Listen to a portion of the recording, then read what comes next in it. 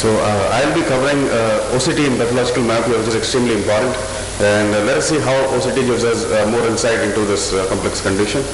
So I have no financial disclosures to make. So let us go through some common conditions initially as to what we're going to look into when we do an OCT.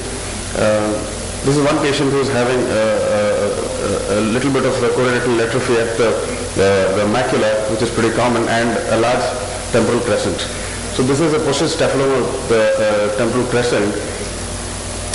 Another condition which is extremely common, which will be covered later, is as you can see over here. So this patient is basically the left eye of the same patient. On clinical examination, we can hardly make out anything at this frontis picture, but on OCT, it clearly shows a choroidal neovascular membrane.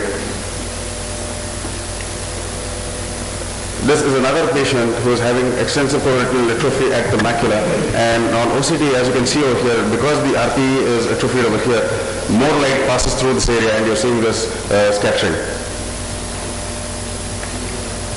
Now, this is another patient with high myopia, and when OCT was done at the macula because the patient was having lower vision, this patient showed a full thickness macular hole which could hardly be noticed on the clinical examination. This is the left eye of the same patient again when OCT was performed. On clinical examination again you can see there's extensive areas of choroidal atrophy, but what more does the OCT say? The OCT shows another different picture altogether, where you're seeing extensive schisis over here and there is a lamellar macular hole. Right. Now this patient, if you can notice closely, over here there's a small area of white patch at the fovea, which is basically a lacquer crack. So a lacquer crack on OCT, as you can see here, is a small break in the Bruch's membrane, and you can see the small hyperreflective area with more light passing through the zone. Now, in spite of the fact that SD-OCT is giving us so much of information in pathological myopia, it does have certain limitations. The limited scanning depth frequently causes a high signal-to-noise ratio, and it does not image the entire width of the staphyloid many times. And mirror artifacts are also seen commonly. So what is the solution to that? The solution to that is the Swepso's OCT. This has got a faster wavelength, and it is seen that there is greater sensitivity and lower signal-to-noise ratio at greater scanning depths, which is seen in myopia. Now this is a particular article which is showing a comparison. If you look at this, is the image which is showing the SD-OCT. But the same patient, when we are doing a Swepso's OCT, you can see that the entire staphyloid is imaged, and you can also see the sciatic cavities noted.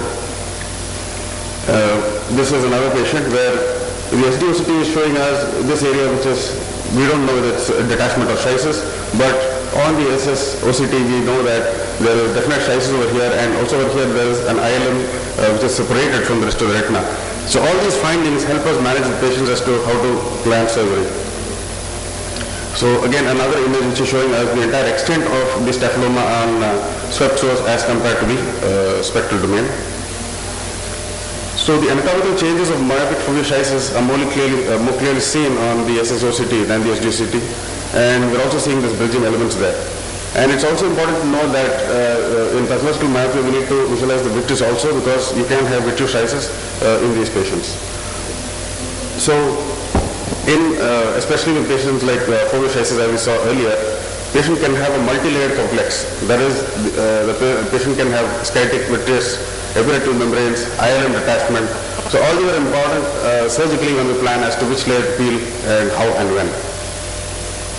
Now, some of the recent concepts on the SS-OCT are, one thing is the dome-shaped macula, which was originally described in 2008. So there's a convex protrusion of the macula in these patients, especially with high myopia, in the staphyloma, and there is associated RP atrophic changes, and this can lead to serous retinal detachment. So this is a picture which is showing this dome-shaped macula over here, and this small amount of subretinal fluid in this patient. So the EDI and SS-OCT, that is the enhanced depth imaging, demonstrated that this dome-shaped macula is the result of localized thickness variation of the sclera, and thin choroids is seen under the macula, and sometimes because of the impairment of this choroidal outflow, we can get subretinal fluid there. So the sclera within the posterior pole was the thickest at the subfoveal area in these patients and around the peripapillary area. And it was noted that probably this is a protective mechanism in order to maintain sharp focus and sharpness of vision in these patients as the myopia keeps increasing.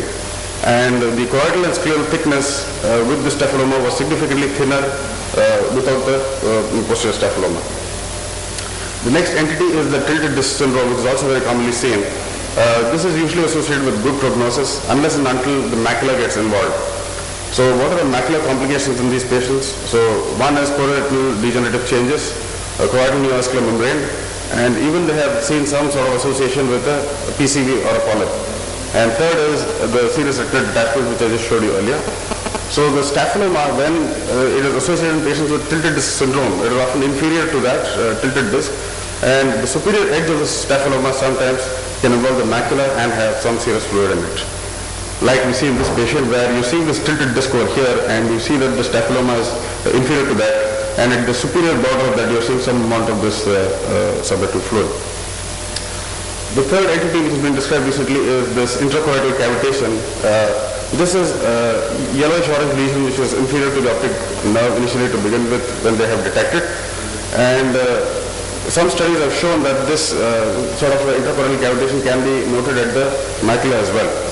And basically at the macula, the sclera gets bowed posteriorly, and this can imply that these patients can develop this, the chance of developing phthisis is much higher in these patients than without that. Like we see in this patient over here, where there is intrachoroidal cavitation over here and here. So they have also noted some sort of a communication with the posterior vitreous and these cavitation areas. So, like I said, if it's noted in the macular area, then there will be more chances of atrophy as well as phthisis. So, now apart from the SSOCT and SDOCT, like we have seen, 3D MRI also plays an important role, like the same slide which was shown by Indu, the 4 different types of the distortion, because it's inhomogeneous and it's not exactly homogeneous in these.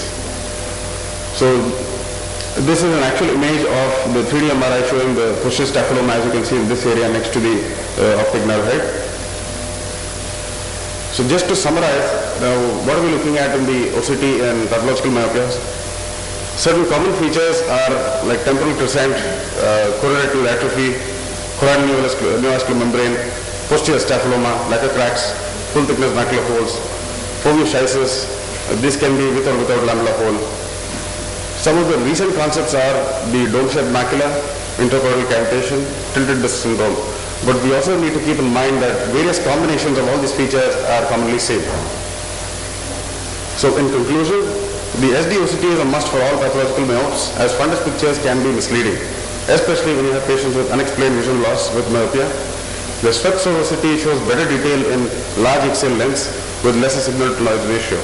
And the SSOCT aids in understanding choroid and scleral pathology in pathological myopia, which has got a large role. Thank you.